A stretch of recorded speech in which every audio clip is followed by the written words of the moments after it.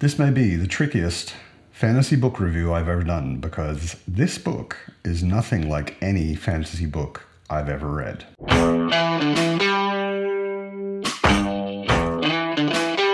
Thanks to everyone who throws their money into the bottomless pit that is my book buying habit. Hello and welcome to Mad on Books, where I talk about fantasy mostly, science fiction sometimes, and comics occasionally. Today it's a book review. The Spear Cuts Through Water by Simon Jimenez. Unless you've been living under a rock, you've probably already heard of this. Evie, from the channel She Was Only Evie, very generously, before we even really knew each other, sent me this last Christmas as a gift. Thank you, Evie. I really, really appreciate it. And I'm so glad you did, because I might have waited much longer to buy it and read it. She's been raving about it. And in the Keymark TBR Blitz readathon last month in April, I went ahead and put it on my list because I was impatient to read it. I'll talk about the cover at the end, but I've got to say, I love this cover. Look at this cover. Is this not an amazing cover? It's gorgeous. It will go face out on my shelf. So as usual, let's begin with what it's got. An extremely unlikely fellowship, an oppressive empire, quite a few deaths, a Chinese-inspired culture, very soft magic, gods walking the earth, stories within stories, within stories, within stories, within stories, all the perspectives, pseudo-chapters, giggling telepathic tortoises, and wuxia-style action. So what's tricky about reviewing this book is not the story or the characters or the world or any of that. It's the writing. But we'll get to that. I'll just say a little bit about the story because the real thing to talk about is the writing. The story is relatively straightforward.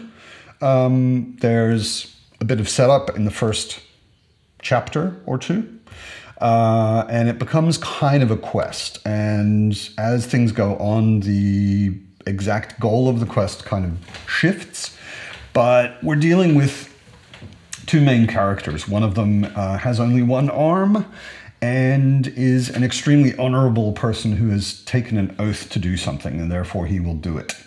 And another one is a mysterious individual for the first few chapters. I won't spoil anything, but they end up together going on this quest. And they have different companions along the way, which is the extremely unlikely fellowship. It's a really good story. But like I said, the main thing to talk about is how it's written.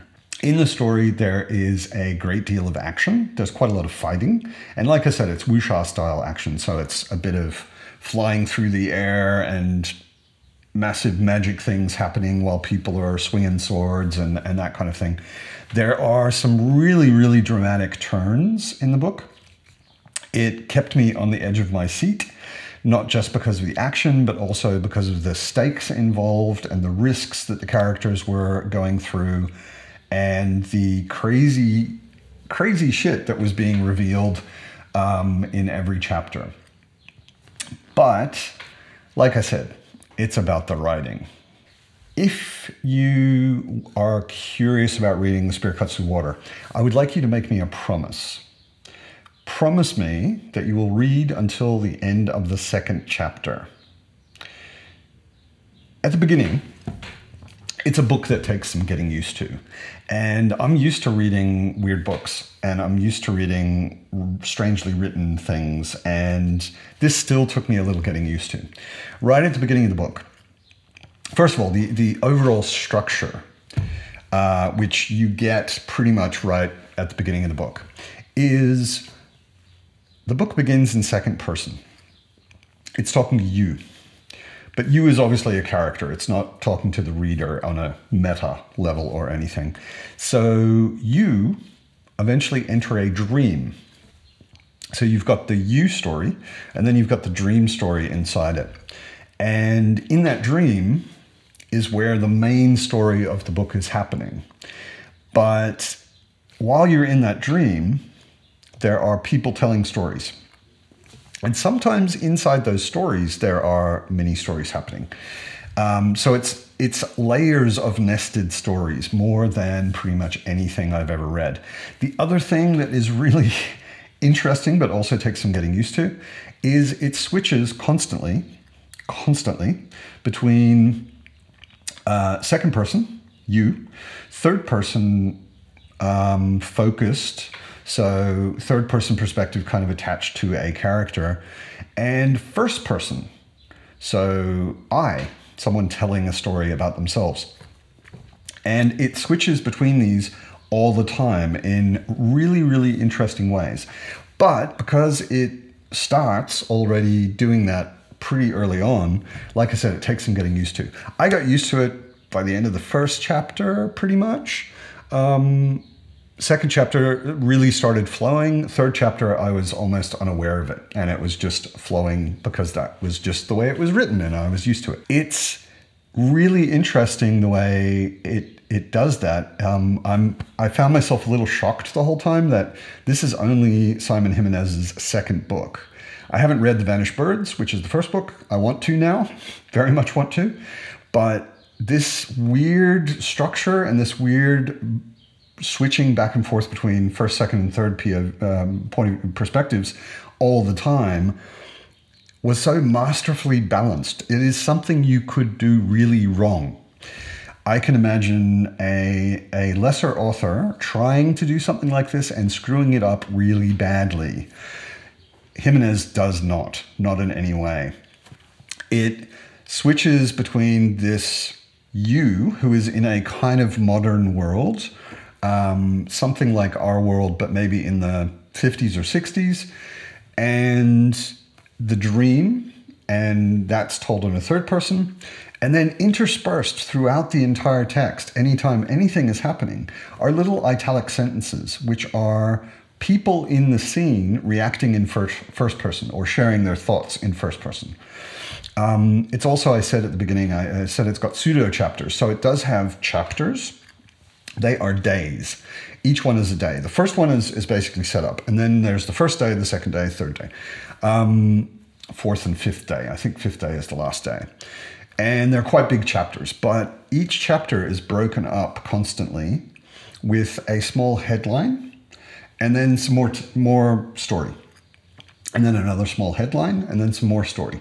And this gives it almost a poetic feeling, but it also makes the very long chapters, the days are very long, not feel so long. So there are easy to stop places throughout it. It's really, really interesting the way it's written. I don't know if I can really do it justice trying to explain it. And I certainly don't want to go into more detail about the story because there are some huge twists, some huge surprises. There were numerous points in this book where I couldn't stop reading, even though I probably should have at the time because it was late or I needed to go somewhere. But I kept going because I was hooked by the story. That's all I really want to say about the story. But this structure is so enchanting. It has a feeling the whole time of a dream, which makes sense because the main story is basically a dream that the main character, is having. But it's a dream of a stage performance. So a story that has a story in it that has a story in it already. And the stage performance is a story, but then what they are performing is a story. And these worlds kind of overlap at some point. And it becomes very, very, well, the whole thing is very strange and dreamlike in a way. So there are passages of it where you can forget about all of that. You're in the story that is being performed on stage in the dream. But every now and then it'll break out of that all the way back to you, the main top level story, or it'll break out back to the theater where the story that is the main story is being performed. And it's just so masterfully done. I'm really surprised in a way that it worked as well as it did. Like Evie, I was kind of blown away by this book. I love running into a story a book that is written in a different way. And this is written in a way that I've never encountered in fantasy before. Nothing even comes close. The structure, the shifting of first, second, third person perspectives, I've never run into anything like it, even similar to it before. So I would say just on that, just because of how unique it is, I definitely think it's worth reading. But it's also a super enjoyable read if you give your if you give yourself time to get used to it at the beginning, which is why I said don't stop before the end of the second chapter. If that point you're not into it, then maybe it's just not for you. But I think it's a masterful work and a really, really interesting experiment, which I think succeeded in a totally different structure for a fantasy novel. I mentioned it at the beginning. I love this cover. This cover is so gorgeously done. First of all, I just think that the illustration by Simon Jimenez is just gorgeous. It's such a masterful use of colors, of line. There's gorgeous little vines and things going all over the place. It's illustrative in the fact that it's got kind of the two main characters on the cover, but they're very small, so it's much more of an atmospheric cover. It gives you a real sort of feeling of something going on. There's this suggested hand in the background, which makes more sense in the story. It's a really, really gorgeous cover. It's just pretty. I've mentioned this before, I'm a sucker for typography that's actually integrated somehow into the picture. And you can see that there's vines and leaves, and they weave over and through the letters of the author's name, of the title of the book. It's really, really nicely done, and it's a wraparound. I'm a big fan of covers that don't just make a poster for the front, but are actually a picture that goes all the way across the entire cover. I should also mention the designer, Ella Latham. Ella Latham put all of this together. So the illustration was Simon Jimenez, and it was integrated with the typography and all of that by Ella Latham. The other thing that is really, really gorgeous in here is the end papers. I'm not sure who did them. It's not written really, really clearly. It says the book design is by Edwin Vasquez, but that could just mean he did the typesetting. But whoever did the end papers is also a genius illustrator.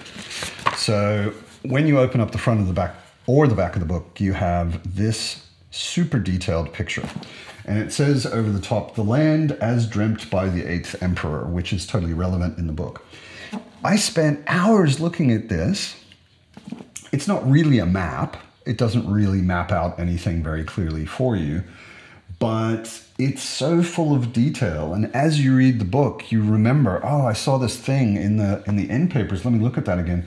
There are so many symbols and details and animals and landscape that it all becomes extremely relevant as you read the book. And there are a million, it's kind of like a Where's Waldo picture. There's like a million little details in this picture where the longer you look at it, you're like, oh, I've looked at this already for 2 hours and I never saw that before.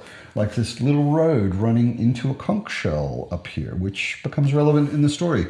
Or this little cave down here where there's a little boat coming out of it. There's just a million little details all over this. And it's just a super rich and interesting illustration. I love it. So, if you didn't get it by now, I loved this book. I was a little skeptical going in. As I said a couple of times, the beginning is confusing and takes a little bit of getting used to. But if you stick with it, I think you'll find it is a masterwork of interesting, different, unique structure and perspectives. And it's also just a really good story. Great action, interesting characters, interesting stakes that are world-changing, really, really interesting world with interesting magic, giggling, telepathic tortoises. There's a lot of interesting stuff in the story, but the main thing is how it's written, and I loved it. I love reading something that is not the same as everything else I've ever read, and this is definitely that. If you're not into that kind of experimentation with structure and the way characters are presented and perspectives, maybe it's not for you. If you just want another chunky beach read fantasy book, it's definitely not this. But I recommend everybody give this a try. You may end up loving it. It will certainly be a palate cleanser. It's also a standalone, which is nice. Yeah, you don't have to worry about getting through the next 15 books or anything.